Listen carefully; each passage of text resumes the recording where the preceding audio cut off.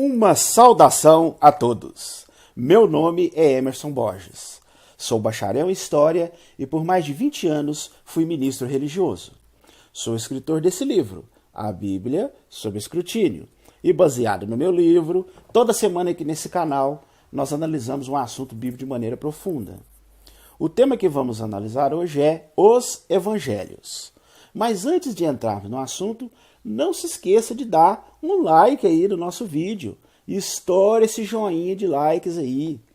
Inscreva-se em nosso canal. Comente, compartilhe. E não se esqueça de acionar o sininho de notificações. Se você desejar adquirir o meu livro, eu vou deixar aqui na descrição desse vídeo os links aonde você pode adquiri-lo. E se você não assistiu os outros vídeos da série, eu vou deixar aqui também na descrição desse vídeo os links para que você possa assisti-los. Se formos analisar nas Bíblias atuais que temos hoje, existem apenas 4 livros que contam a história de Jesus. São os 4 evangelhos. O evangelho de Mateus, Marcos, Lucas e João. Mas não podemos deixar de mencionar que diversos outros evangelhos que narram a vida desse personagem Jesus foram escritos durante os 3 primeiros séculos e que nós podemos ter provas disso na própria Bíblia e nos próprios evangelhos que temos hoje disponíveis.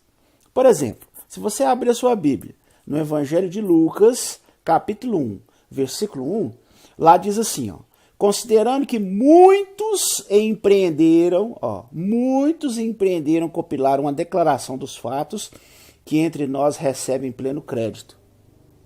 Então veja que o escritor do Evangelho de Lucas, que é um dos que se encontram hoje nas Bíblias atuais, ele deixa claro que na época dele, muitos empreenderam compilar uma declaração dos fatos, quer dizer, relacionado com a vida de Jesus. Então, essa expressão muitos aí, se nós formos analisar, nós vamos ver que esses 4 evangelhos que hoje se encontram nas Bíblias são apenas a ponta do iceberg. São apenas uma pequena amostra das dezenas e dezenas de relatos que existiam e que circulavam entre os cristãos ali no primeiro século. Se você analisar a história primitiva do cristianismo, em especial os 3 primeiros séculos, ali você vai ver que existiam na época várias comunidades cristãs e cada qual tinha uma maneira peculiar e pessoal de interpretar os ensinamentos de Jesus.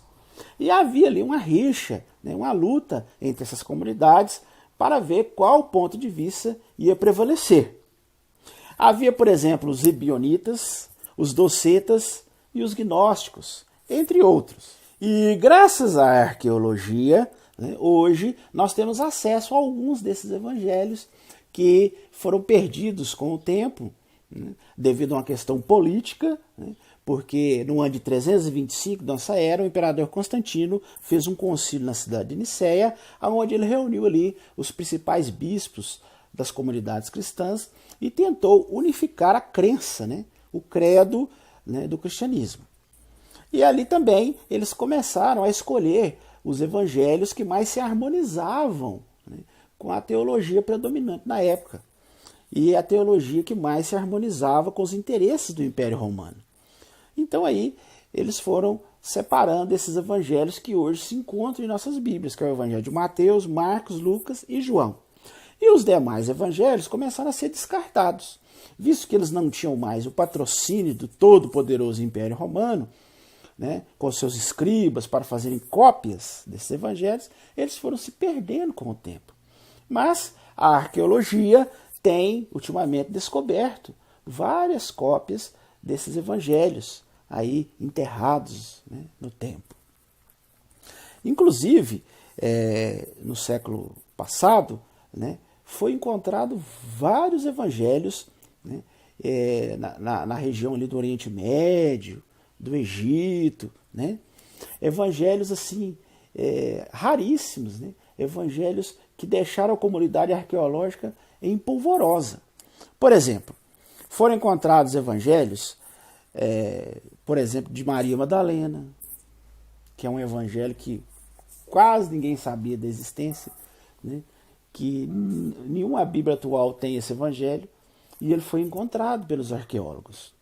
O evangelho de Filipe, de Judas, o evangelho de Pedro, de Tomé, entre outros. Além disso, existem manuscritos antigos de outras cartas, né, que não se encontram na Bíblia, né, atual, como, por exemplo, 3 Coríntios, a Epístola de Barnabé, sem falar nos Atos de Paulo e de Pedro.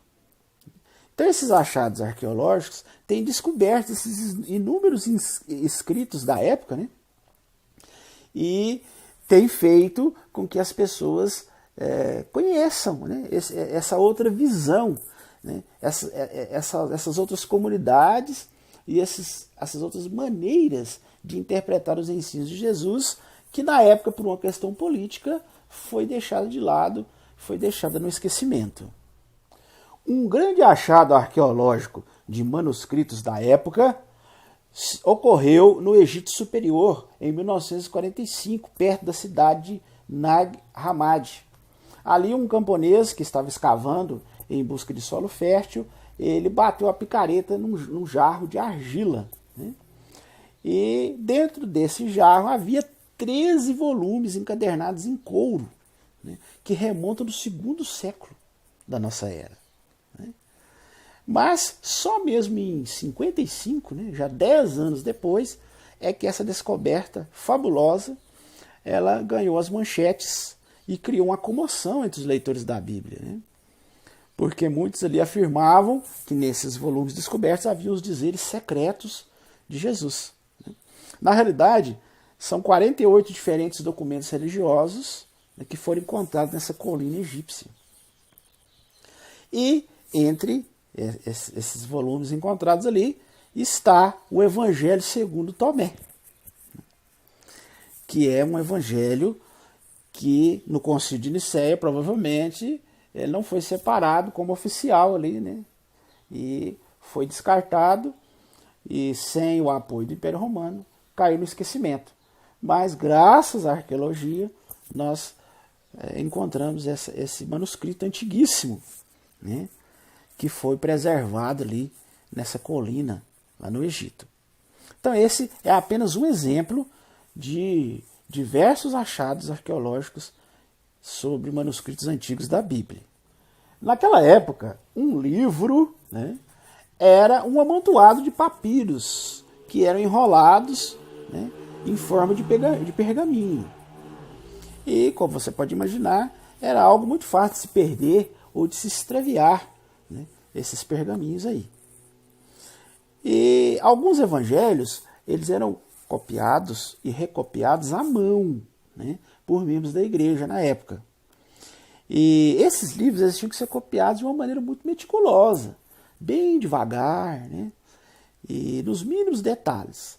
E você sabe que era inevitável ali que houvesse erros, né, tanto acidentais, por exemplo, um escorregão de uma pena, ou senão o escriba ali estava, né, meio sonolento ali, pulou uma linha, né? Ou não acidentais, como por exemplo o copista ele altera uma palavra ali, né, por achar que aquela palavra ela não expressa bem o sentido, ele achou uma outra palavra mais bonita, ou às vezes aquela palavra não apoia determinada crença pessoal dele, então ali ele mudava, né, por vontade própria mesmo. Então, como você pode perceber, né, as cópias de manuscritos antigos eram um trabalho manual muito difícil, né, e que era suscetível a vários erros, né, como eu já disse, tanto intencionais como não intencionais. Né. E se nós analisarmos várias expressões de pessoas da época, que nós temos acesso hoje, né, escritos antigos das pessoas da época, nós vamos perceber que as mudanças nesses pergaminhos, né, tanto acidentais como não acidentais, eram tão comum que muitas pessoas chegavam até a reclamar dos manuscritos que chegavam em suas mãos. Eu vou deixar na descrição desse vídeo algumas fontes aqui e vou citar, depois se você quiser confirmar, você olha aqui na descrição. Por exemplo, Celso, que era um filósofo romano do segundo século, ele criticou asperamente os copistas cristãos pelos erros em suas cópias. Ele diz assim, alguns fiéis, como pessoas embriagadas, se agridem a si mesmas, manipulando o texto original dos evangelhos 3 ou 4 vezes, ou até mais, para poderem opor negações às críticas. Então veja que esse Celso, que é um filósofo romano, que existem vários escritos dele preservados até nossa época, ele reclama asperamente, né, falando que havia muitas manipulações, muitas mudanças, né, nos escritos, nos evangelhos que os cristãos faziam, nas cópias que eles faziam à mão.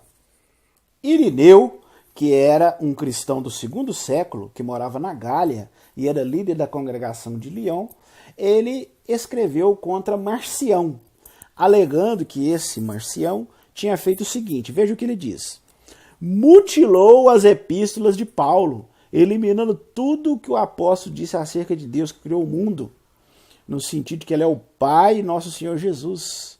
E ainda as passagens dos escritos proféticos citados pelo apóstolo, com vistas a nos ensinar aquilo que eles anunciaram antes da vinda do Senhor. Então, Irineu, ele critica claramente as cópias feitas por Marcião, né, lá no segundo século, dizendo que ele mutilou as epístolas do apóstolo Paulo. Orígenes, um padre da igreja do terceiro século, ele registrou também uma queixa acerca das cópias dos evangelhos que ele tinha em mãos. Veja o que Orígenes diz. Ele diz assim, as diferenças entre os manuscritos se tornam gritantes, ou pela negligência de algum copista, ou pela audácia perversa de outros.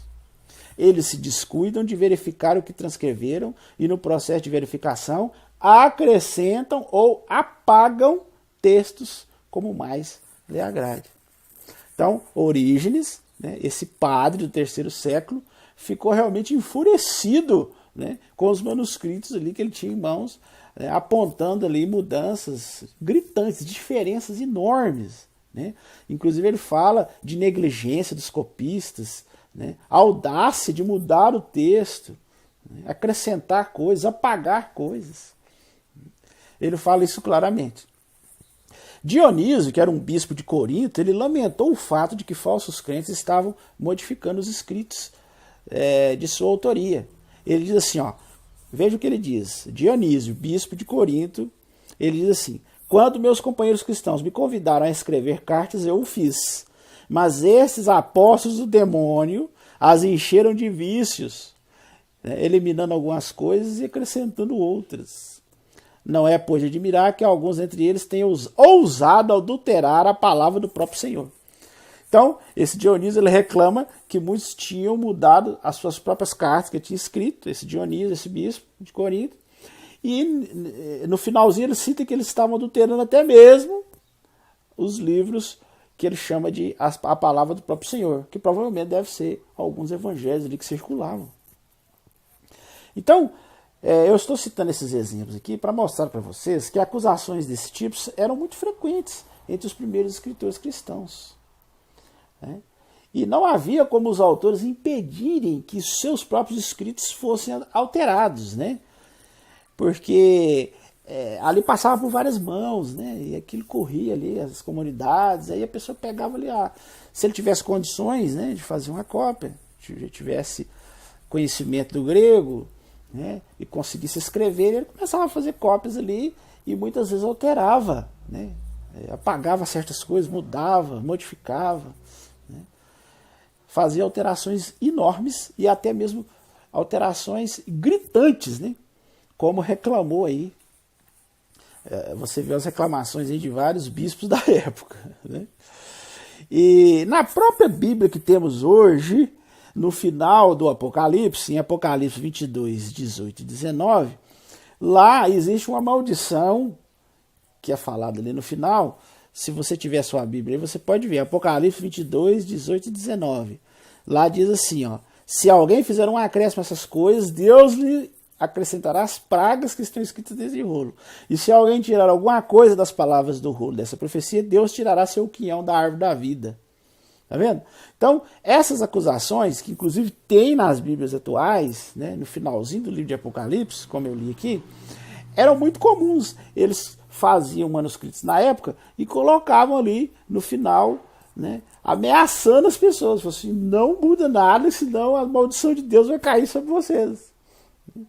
Então, você vê que o receio das narrativas serem editadas, né, era muito comum entre os autores do Novo Testamento. Essa ameaça que tem em Apocalipse 22, 19 e 20, né, reflete bem o clima que havia entre os primeiros seguidores de Jesus ali, nos primeiros séculos do cristianismo. Né? Era uma verdadeira baderna teológica, um monte de seitas e comunidades defendendo ideias diferentes sobre Jesus. E quando essas comunidades às vezes pegavam certos evangelhos, certas cartas, eles não tinham nenhum pudor em modificar, alterar, apagar partes, acrescentar outras, para tentar dar apoio à sua própria maneira de ver o Jesus ou de interpretar os ensinos de Jesus. Por exemplo, a seita dos docetas, né, que era uma das várias correntes filosóficas da época, comunidades que tentavam interpretar os ensinos de Jesus, ela acreditava, essa seita dos docetas, que Jesus não teve um corpo físico. Ele apenas parecia um ser humano, mas na verdade era um ser divino. Ele era um espírito, né? No caso seria um espírito, e a crucificação e morte dele não passou de uma ilusão de ótica que ele criou. Né? Eles viam uma distinção clara da lei dada por Moisés, que não levaria à salvação, e o evangelho de Jesus, que realmente levava à salvação. Né? Então eles consideravam a lei judaica, né, uma coisa que não tinha valor. Né? E o evangelho de Jesus, sim, esse tinha valor e não tinha nada em comum com a lei judaica. Né? E eles consideravam a lei apenas para os judeus mesmo, e o evangelho para os cristãos. Né?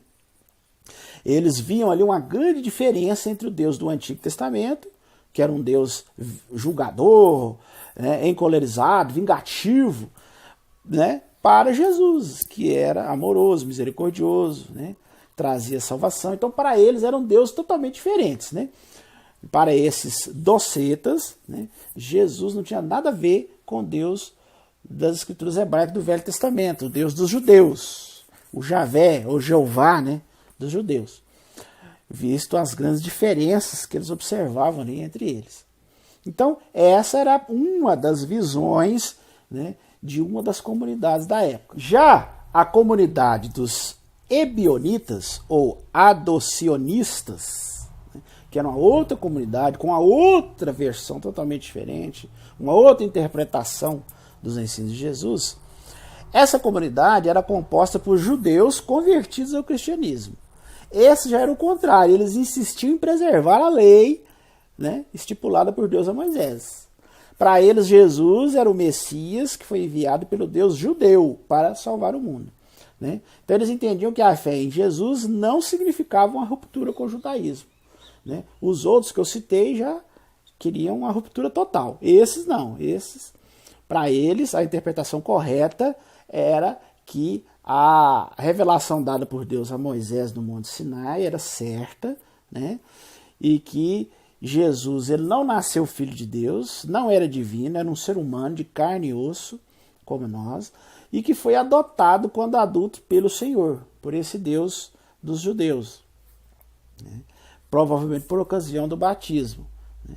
Então, para eles, Jesus era o Messias judeu, enviado pelo Deus judeu ao povo judeu, para cumprir a lei judaica. Né? Portanto, para esses, quem quisesse ser um seguidor de Jesus, ou ele tinha que ser judeu, ou se fosse gentil, tinha que ser circuncidado e seguir todos os preceitos da lei. Então veja que eles já são bem diferentes dos anteriores. Né? Eles davam muito valor à lei mosaica. Uma outra comunidade muito grande na época também eram os gnósticos, ou separacionistas. Né?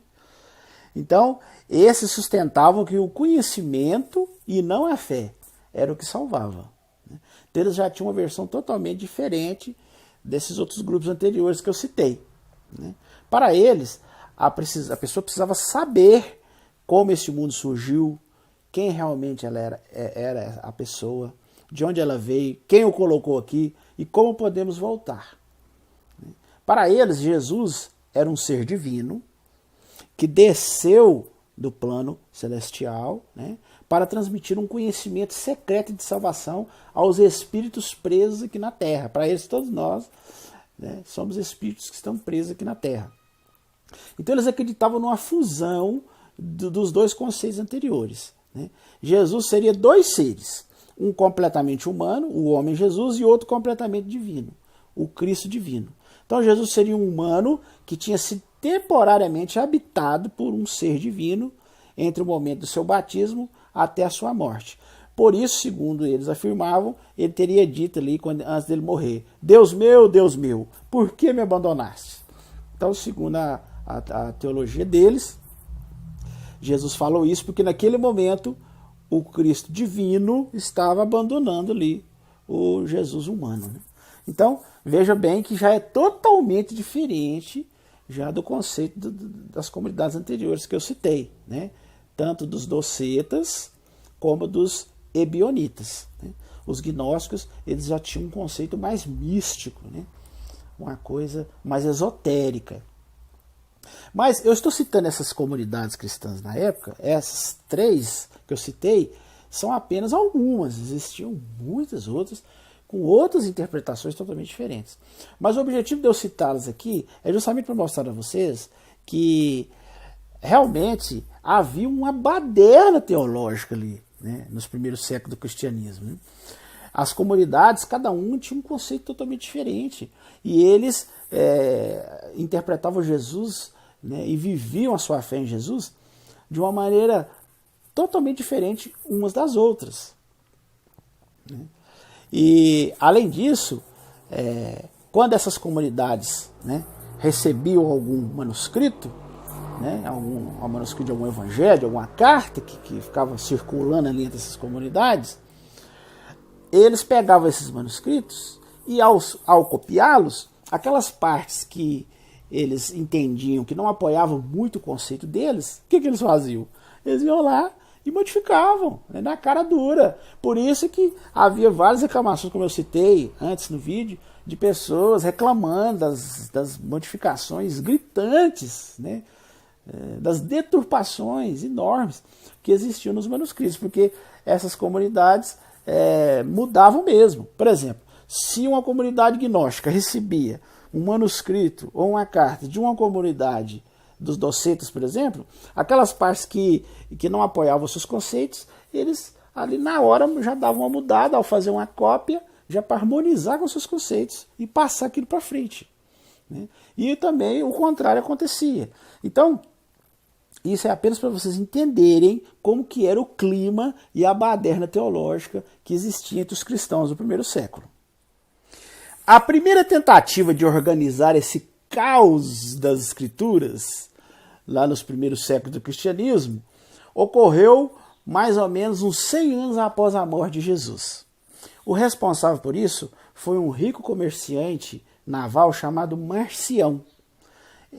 Eu citei aqui, né, um bispo reclamando desse Marcião, né, falando que ele havia deturpado as escrituras e tal. Então, é esse mesmo. Esse Marcião foi a primeira pessoa que teve a ideia de juntar alguns manuscritos ali e tentar formar, né, uma suposta Bíblia, né?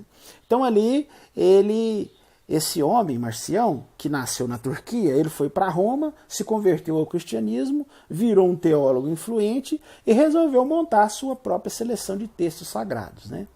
Podemos dizer que foi uma das primeiras tentativas de se montar mesmo uma Bíblia, né? Essa Bíblia de Marcião era bem diferente da que nós conhecemos hoje, né? Porque ele era simpatizante da seita dos docetas. Então, obviamente, ele escolheu ali aqueles manuscritos que mais se harmonizavam, né, com a maneira de enxergar o Cristo, a teologia dos docetas. Então, a Bíblia dele continha apenas uma forma do Evangelho de Lucas e 10 cartas do apóstolo Paulo. Na época de Serapião, um monge egípcio de grande erudição e muito inteligente, que por um certo período dirigiu a famosa escola catequética de Alexandria, considerado um santo, e que faleceu por volta de 370 de nossa era. Nessa época, né, desse monge egípcio, surgiu ali um autor, inclusive anônimo por sinal, que tentou definir novamente uma relação de livros que ele acreditava compor as escrituras cristãs. Esta lista fragmentada é chamada de cânone muratório, em homenagem a L.A. Muratori, que é um estudioso italiano do século XVIII, que foi o homem que descobriu na cidade de Milão esse cânone. Então eles deram esse nome em homenagem a Muratori. Nesse catálogo, a primeira parte da lista de livros desapareceu, né? E a gente observa apenas o finalzinho de um evangelho ali e passa já para o evangelho de Lucas, como o terceiro evangelho. Então a gente não sabe se esses dois primeiros eram Mateus ou Marcos. Fica a dúvida, né? Pode ser que sim, pode ser que não, porque se perdeu essa primeira parte da lista. Então começa o finalzinho de um evangelho, que não se sabe ao certo qual é, e já passa para o evangelho de Lucas. Esse autor desconhecido identifica como canônico 22 dos 27 livros que hoje compõem as Bíblias atuais, as escrituras gregas, né, o Novo Testamento. Dos 27 livros que hoje existem nas Bíblias atuais, ele enumera 22. Só que, por exemplo, Hebreus não está nessa lista dele, Tiago também não, 1º e 2º Pedro também não se encontra, e nem 3ª João. Por outro lado, né, nesse cânone Muratori, temos livros que hoje não se encontram nas Bíblias atuais, como, por exemplo, Sabedoria de Salomão e o Apocalipse de Pedro. São colocados ali nesse cânone Muratório como livros canônicos. Um outro famoso manuscrito do século V, chamado Código Alexandrino, ele já tem uma seleção de livros diferente. A lei já inclui como parte do Novo Testamento os livros de 1ª e 2ª Clemente, que foi supostamente escrito pelo homem que Pedro escolheu como bispo de Roma, né, que são livros que não se encontram hoje nas Bíblias atuais. Né? Você não encontra esses livros 1ª e 2ª Clemente, mas no Código Alexandrino esses livros estão lá, né, são colocados como livros canônicos, né, como supostamente inspirados por Deus e aprovados e colocados ali naquele conjunto chamado Código Alexandrino, que é do V século. Um outro código, um manuscrito muito famoso, chamado Sinaítico, que é do século IV, inclui também certos livros que hoje não tem na Bíblia, como, por exemplo, a Epístola de Barnabé e o Pastor de Hermas. Está vendo? Que são livros que hoje não tem nas Bíblias atuais, mas na época eram incluídos. Temos também um manuscrito chamado P72. Ele inclui um evangelho supostamente escrito por Tiago, irmão de Jesus. A Natividade de Maria, mais conhecido como Proto-Evangelho de Tiago. Além disso, nesse manuscrito P72, está incluído a 3ª Coríntios, que hoje não tem nas Bíblias atuais, e uma homília do pai da igreja Melito sobre a Páscoa. Então, isso é só para vocês terem uma ideia de como que era o clima ali nos primeiros séculos do cristianismo. Né?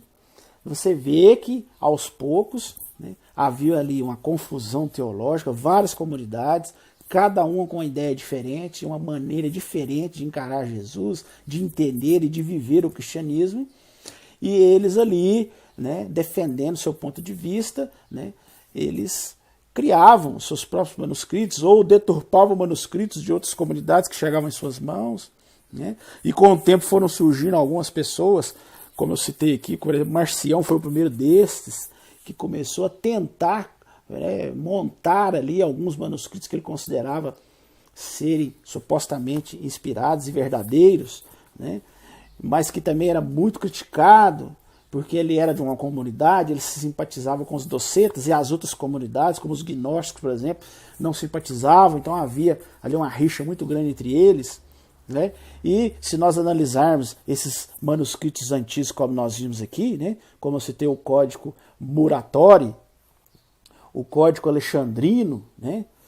Ou mesmo o Sinaítico, ou até mesmo o manuscrito P72, como eu citei todos aqui, você vê que existem vários livros que eles incluíam, outros, né, que estão hoje, eles tiraram. Então, assim, era realmente uma situação de muita confusão, né?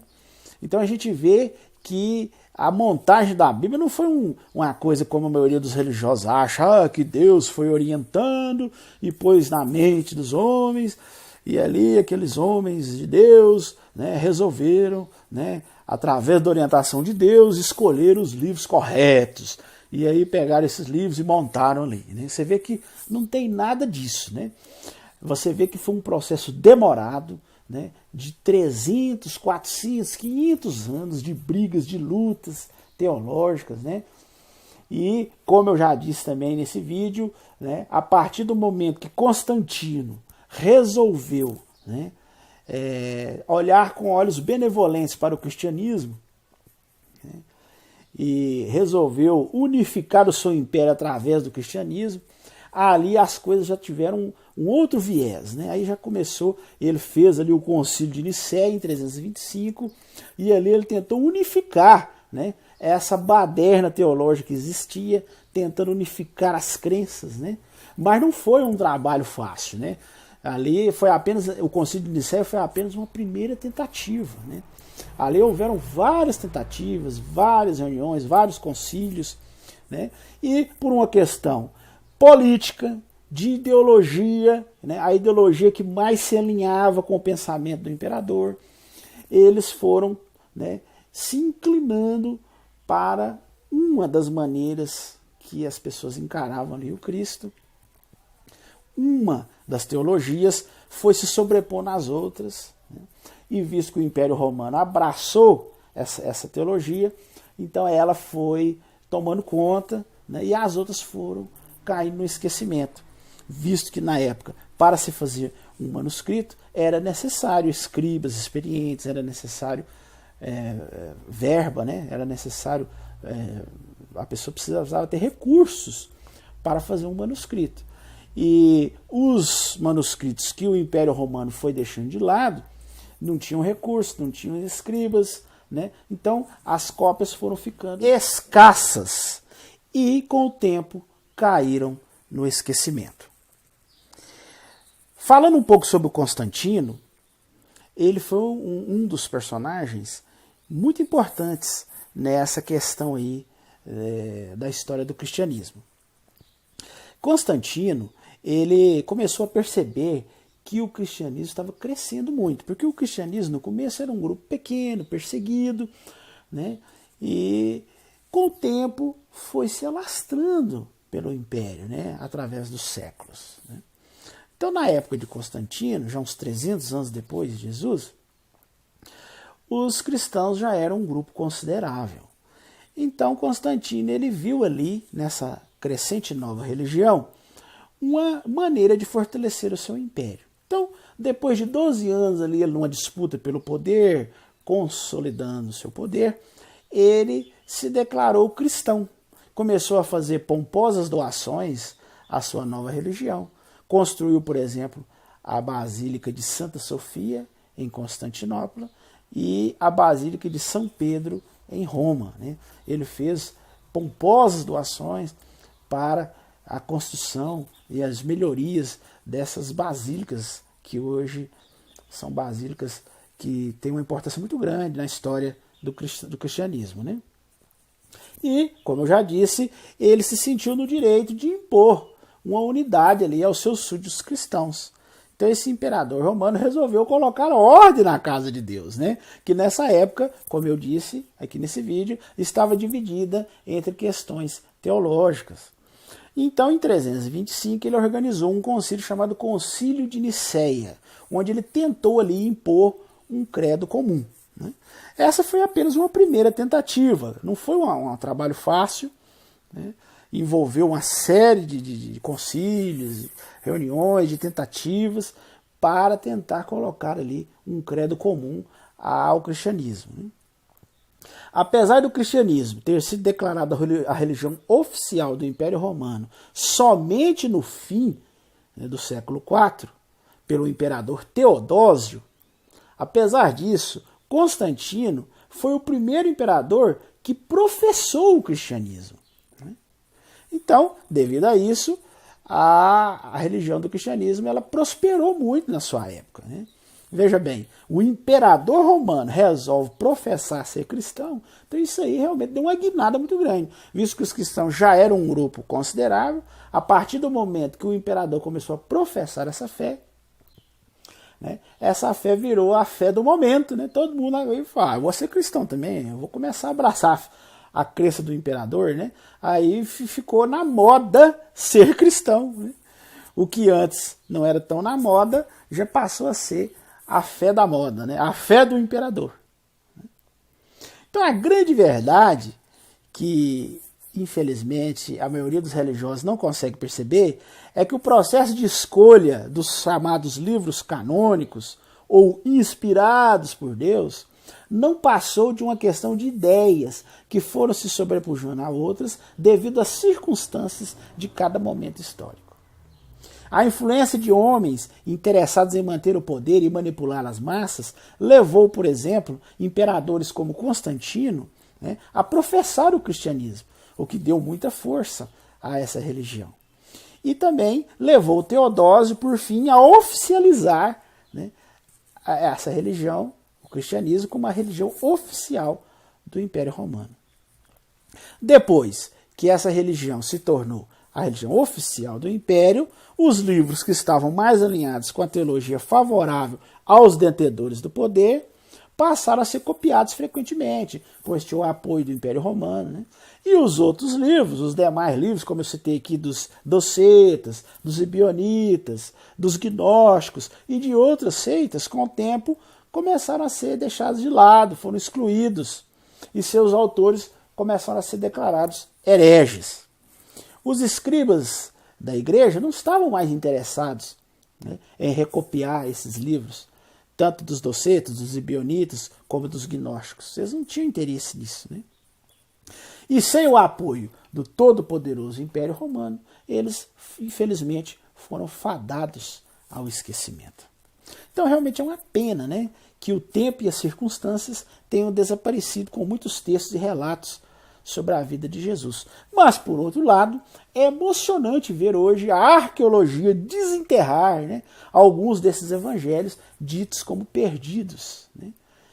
Pois hoje nós, que realmente queremos fazer um estudo sério, histórico, sobre esse personagem de Jesus, nós só podemos chegar mais perto da verdadeira história de Jesus, do Jesus histórico, né, comparando todos esses relatos, e não só esses hoje, que tem nas Bíblias atuais, né, que foram sendo filtrados, né, foram sendo modificados com o tempo, né, e separados, né, apenas alguns, e que hoje estão aí nas Bíblias atuais, né. Para termos uma visão mais ampla, nós temos que olhar todos, né.